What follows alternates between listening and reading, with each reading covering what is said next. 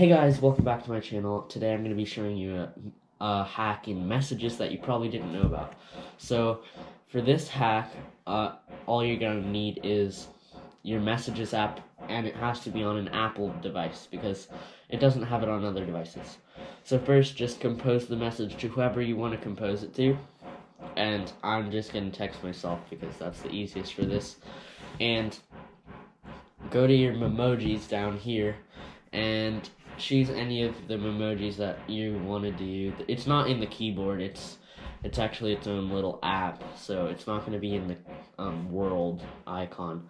And choose the Memoji that you're going to do. And if you 3D hold it instead of just so everyone knows pretty much that you click on it, and you can customize these. So if you click on it, it just sends normally, but if you hold it down like that, you can put it over other messages.